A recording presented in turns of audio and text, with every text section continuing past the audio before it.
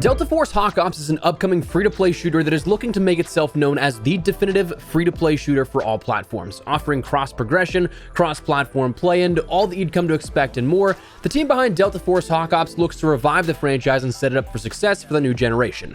Recently, they revealed a bit more of information as a part of Summer Game Fest, and they brought me out to get some hands-on time with the game. So today, in partnership with the Delta Force team, I want to run down the offering that they showed and some gameplay impressions. So let me know your thoughts down below as we go along. What do you think about what's been revealed so far? You're going to get some hands-on with the game when it comes to alpha later next month. And speaking of which, if you guys are interested, you can wishlist the game on Steam and also sign up for the alpha over on their website, all linked down below. But for now, drop your thoughts, drop a like if you enjoyed the video, and make sure to subscribe for more Delta Force coverage as we gear up for the alpha ahead. I'd love to have you in the community. And finally, thanks to Delta Force for sponsoring this video. But for now, let's get into it. So as mentioned, Delta Force looks to establish itself as the definitive free-to-play shooter. And when you look at the core offering, it's a surprising lot of content for the whole cost of, well, $0. Free to play. Delta Force Hawkops looks to bring with it a comparable amount of content to something like Call of Duty or a Battlefield title, where it's going to have three main pillars of the game. Havoc Warfare, which is your sort of large-scale PvP combat in a traditional multiplayer sense, akin to large-scale modes, say Ground War in Call of Duty recently, as well as Battlefield Conquest modes. It's a 32v32 game mode.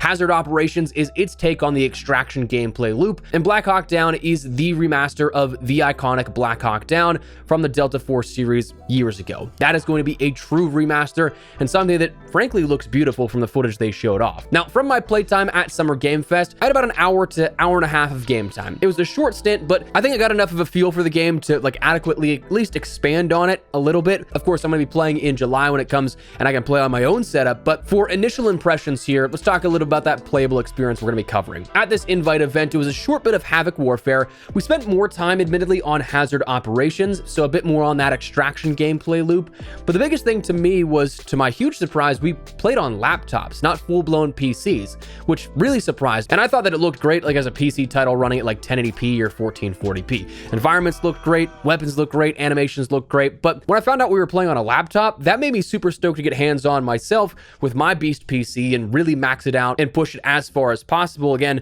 when it comes to an alpha build next month. But as for Havoc Warfare, the general basis here of this, it looks to kind of capture the essence of your standard multiplayer experience, but in a true-to-form, large-scale action that fans of the Delta Force franchise may remember fondly. This mode takes aim at like Conquest and other Battlefield modes, to a lesser extent perhaps Ground War from Call of Duty, with vehicle play and large-scale 32v32 combat, and a massive tug-of-war. Recently it was mentioned how they recreated the classic Cracked map from the franchise and brought it to life again, introducing vehicles, close and long-range engagements, and adding a bit more lines of sight, some different cover so that you're not just cannon fodder in an open field. But it was nice to play on that map and see some of the changes and adjustments made compared to the original. Now, Havoc Warfare as a whole right now is seemingly only going to be that tug of war back and forth large scale combat. It is right now only that game mode that has been announced, and it doesn't appear to have anything in regards to like a TDM or like a kill confirmed or domination style on any sort of smaller scale maps. It seems like they're really just going all out for that larger scale combat. So maybe in the future we see something like that happen, but just know that if you're interested and you play primarily like a 6v6 multiplayer shooter, it might not be the exact cup of tea you're looking for, but it is still something that was, again, from my experience, pretty fun to play around with. You just have to recognize it's a larger scale game. This Havoc Warfare experience included weapons like the RCX Spear, M4A1, PKM LMG, AS Val, K-15, and more. You had vehicles like the AH-1035D assault helicopter, ATV, LAV-61 IFV, the LAV-AA, and the assault vehicle armored transport, and a lot of other things on top of that. But what was cool is you have an in-depth amount of customization between weaponry as well as those vehicles as well. I personally played around with a lot about the weapon customization system. Seeing it in action, it was pretty cool, having the ability to focus on a handful of different weapon attachments. I want to say it was like 12 to 15 attachments you could put on a weapon, but you could also fine-tune just about everything down to the attachment position on like the corresponding rails and such. So with 16 weapons, 60 plus attachments, the ability to fine-tune things on a much more micro scale, there's an insane amount of customization to work with. Same thing goes for vehicle customization. But as for the gameplay feel in Havoc Warfare, we played on that one map, again, Cracked, the remake from the classic Delta Force series. But for my play session, the way that we had things set up, it wasn't like Conquest and Battlefield, more along the lines of like the singular flag for each team, pushing back and forth in a tug-of-war style gameplay. Kind of like Invasion from Modern Warfare, but also not. But you can push deep into enemy spawns, you can control it, up to the player really. Vehicles had some deadly potential. There was destructibility in some of the landscape. You could destroy some brick walls, some of the buildings that you ended up weaving in and out of and things like that. So that was something that if, again, you could get a vehicle up into the spawn of the enemy, it was truly deadly. As for fluidity, that was one thing that honestly I felt it very similar to Modern Warfare 2019's feel. Not quite, like Modern Warfare 2019 has a bit, I don't want to say the words like realistic feel to it, but that was obviously one of their goals and intent with the Infinity Ward animation and overall aesthetic of that game. But I'd like to say it's like a mid-ground between Modern Warfare 2019 and some more so arcadey style game, maybe like a Black Ops game or Modern Warfare 3 by comparison. Like not quite to like what we have right now with Modern Warfare 3, but it's still a very fluid experience. The animations, very comparable to what you'd see in a sort of COD competitor.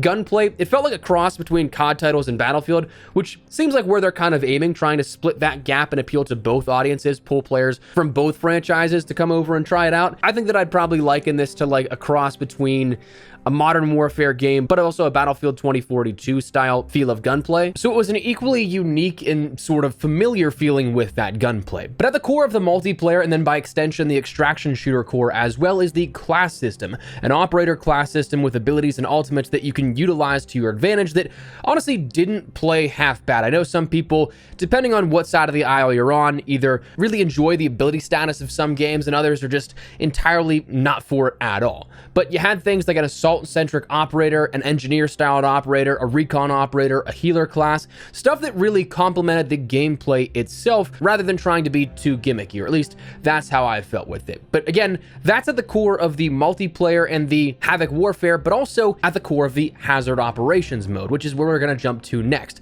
Delta Force is trying to come in and give a bit of everything for everyone. Like I said, a sort of traditional multiplayer experience in a large-scale combat way, an extraction mode with hazard operations, and then a campaign remaster of Black Hawk Down. So for hazard operations, it feels like a COD to Battlefield in-action extraction shooter for those that enjoy that kind of stuff. Honestly, as we'll expand upon a little further, I kind of think that this might be the next thing for DMZ fans that were grinding out DMZ but really wanted new content to play around with that they never got in Modern Warfare 2 and Warzone from Infinity Ward. At the core, you have a formation of 3-man squads with classes, gear, maps, and routes to adapt to. You're hunting for resources and rare loot around the worlds and around these maps, fighting different AI and other player squads. One thing that is cool is that it was mentioned to me that there will be both PvPvE, like your traditional DMZ or other extraction shooter that you're probably used to, but also it will have a PvE mode, where I think it's 4 maps for PvPvE at the sort of early access launch, and then 2 for PvE. Those numbers might be incorrect, but you're going to have the ability to play both of those, which is something that the extraction genre, I feel like developers working in that go one way or the other, just simply because it is a tall task to upkeep both of those. So to have both is going to be something that I think will appeal to an even larger audience, which is pretty cool. In-game, you'll have a lot of things to do in terms of different contracts, different loot that you can pick up. The most notable of that is the Mandelbrick mechanism, which adds a sort of thrilling twist and sort of high risk, high reward into the gameplay loop. Like the DMZ cases, once you pick one of these up, you'll be marked on the TAC map for the entire map to see. So you could very well have a couple of teams gunning for you trying to pick it up before you take it to the decryption station. Now, once you do that, you take it to the decryption station. It will end up granting you and the rest of your squad the rewards of that Mandelbrick, which usually comes down to some case rewards for weapon cosmetics only. We'll touch on that a little bit further on down the line, but just know that you get a reward here for decrypting that Mandelbrick. One cool thing with hazard operations is the dynamic in-game world that they're trying to build. A lot of extraction shooters will require you to pick up missions out of game and go in, but hazard operations, you can pick them up in-game and complete them, or if you don't want to, you don't get around to finishing all you want to, well, you don't have to. With that dynamic world also comes adjustments to the world that can happen as a result of player action. A train comes in, a plane will crash, a SAM site will blow open a stronghold. There's a lot of potential here with this.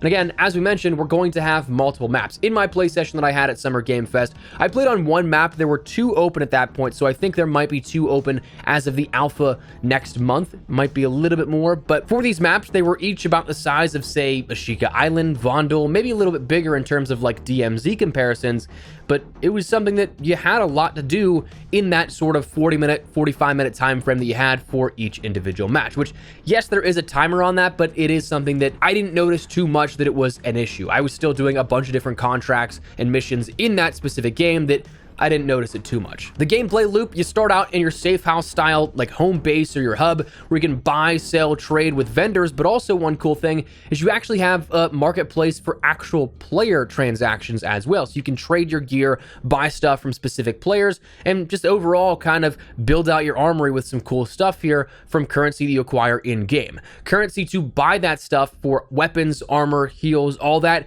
is acquired by completing missions in-game. So very much so grindable. I don't think that they've said they have any plans here in regards to sort of monetizing that to pay real money to sort of progress through that. And as we'll touch on in a second with my discussions with them, they really seemed adamant against that kind of stuff. Like they pointed to another game even out there already that does this and they're like, we're not gonna do that. So that should hopefully, fingers crossed, be a nice sign as well. We have missions like DMZ to do in-game, where again, that just helps you increase your in-game inventory count. It helps you gain reputation, stuff like that. You have high-value loot cases and areas to go for. You have bosses that can spawn and will give you better loot if you take them down. And of course, that Mando brick, again, kind of like that DMZ case, the sort of highest level rarity item you can get in each individual match that will grant you a reward when you decrypt that. As I've mentioned in the past, I'm not a huge fan of case mechanics like this ends up rewarding you, but again, if it's only cosmetics and the cases are only found inside of Mando bricks, like it doesn't incentivize actual microtransactions or anything like that. We haven't seen any information or heard anything about this, so don't know if that will be the case. But if that's not something that happens, I don't really think I have too big an issue with the way that that system works. Again, so long as it doesn't push any sort of predatory microtransactions. As for the gameplay feel, just like Havoc Warfare, it felt fluid. It felt more like an arcade shooter, honestly, like the most COD feeling extraction shooter that I've played since DMZ. A lot of the times with extraction shooters right now, you're going to have a more hardcore, tactical, slowed down pace, a feeling like that for extraction shooters. So it's nice to have something that it felt like a great balance for a more arcade style of an extraction shooter where you're not going to take one shot to the head and die perhaps, and you can be a little bit more aggressive in some of your pushes. You can do a little bit more without fear of at quite literally any second losing all your gear that you end up having on you. Now, of course, you still can do that, but it'll take a couple of seconds to die in gunfights. So anyways, that was something that was nice to see and feel. As for my honest feelings about Hazard Operations, I'm looking forward to playing more in the alpha next month,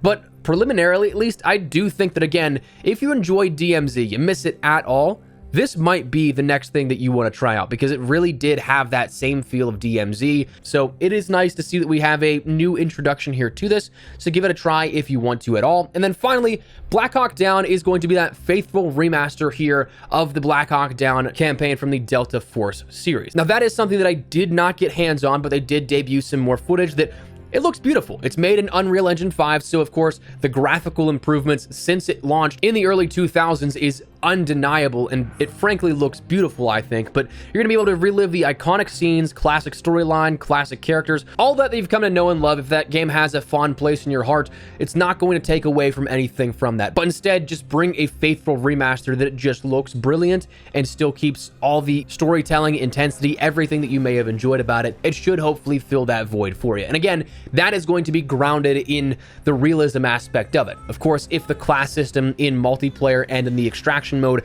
doesn't do it for you, that is not going to have any of that. It is a true to form remaster of that. So looking forward to getting some hands on, but we did not get any time with that beforehand. But anyways, beyond that, of course, there are still some concerns and questions that I have here for the future, which come down to the impressions part of it.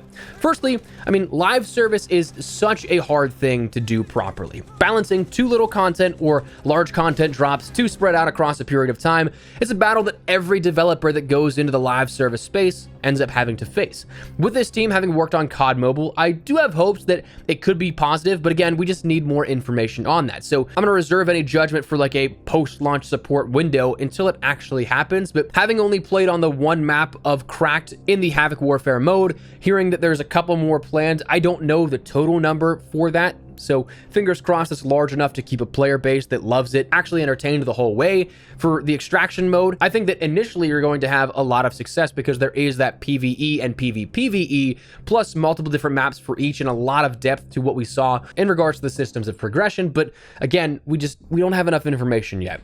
As for the other things that I personally have some concerns with, free to play is nice because you don't have to pay any cash to try out a game. Maybe you enjoy it, maybe you don't, but at the end of the day, the only thing you lose, if the worst case scenario happens and you don't, is just a little bit of your time. You don't pay to end up having to try a game that you might not like, but being free to play, it breeds two things. Number one, the need for microtransactions to keep the lights on, and cheaters. Microtransactions was something that I talked to them about, and it was assured to me that it wasn't going to be any sort of pay to win or pay to advance items. Now, that is one of those things that very much so, believe it when you see it, but it's nice to hear that that's not the intended goal here up front. When pressed further on it, I did find it funny that, again, they pointed out another specific game already out there that does this particularly, and they said, yeah, we're not doing that. So what I will say as a nice sort of beacon here is that this team did work on COD Mobile. So if you're familiar, cosmetics do get crazy and sure, get expensive, which again can help keep the lights on at that point, but they're not pay to win. They're just over the top, like strange cinematics for inspect animations. And then the second thing, of course, that free-to-play breeds is cheaters. Speaking with the team, they reassured me that this was of the utmost priority, and during the last test in China, they banned 52 cheating tools in over 3,000 accounts, something that will scale much larger when it's globally launched and accessible to literally everyone. That's just from a small sort of regionalized playtest that was available. So seems like they have things that are planned to be good in the space at launch, but of course, that's just always up for time to tell. So again, reserve judgment for when that actually happens, but that's some initial concerns that I had here for this. All in all, from the very brief time that I got to play, it felt fluid and it felt fun. It's a new game, it's free to play. I'm all for jumping on and trying out more of it because again, like I said, you don't lose anything. It's a free to play game. You just maybe lose a couple of hours of your time trying it out. But that said, if you are interested, they are having an alpha you can register for over on their website next month at playdeltaforce.com. And while that alpha doesn't have any specific details laid out of when that will be just yet, you won't have to join a random local tour of the game like the last few months or fly out to any special expo or event to try it for yourself. You can do it from the comfort of your own home. So can't go wrong there. Plus, you'll have hands-on feedback and the ability to know, again, if you want to keep looking forward to more in the early access release of it, or if it's something that you can just kind of let it go by the wayside at that point. But you can also give feedback that can be beneficial to the development of the title. And one last thing that I'll leave you with, the game is already available to Wishlist on Steam and Epic Games. This shows the devs you're interested in, and it costs you literally nothing. Nor will the free game, at least, which is nice because it's going to be free to play, but with over 1.1 million users already pre-registered, which have unlocked a handful of things for every player who wishlist and pre-registers, such as a med crate, painkiller, assault vest and helmet, an AR and a bullet selection, and more to come. They can all be used on day one in the hazard operations extraction mode. What are you waiting for? It gets you into the game eventually and also ends up giving you some free stuff. So I'll leave you with that. Make sure you wishlist the game now and pre-register, but that's where we're going to wrap it up. Again, thanks for Delta Force for sponsoring this video. I think it has some great things that, especially with the bones of the game, I think can be special, but we'll see what time brings with the playtest next month and beyond. But for now, that's where we're going to wrap it up. Drop your thoughts down below, drop a like if you enjoyed the video, and make sure to subscribe for more Delta Force coverage. But for now, thanks so much for watching. My name is Espresso. I'll see you later. Take care, and peace.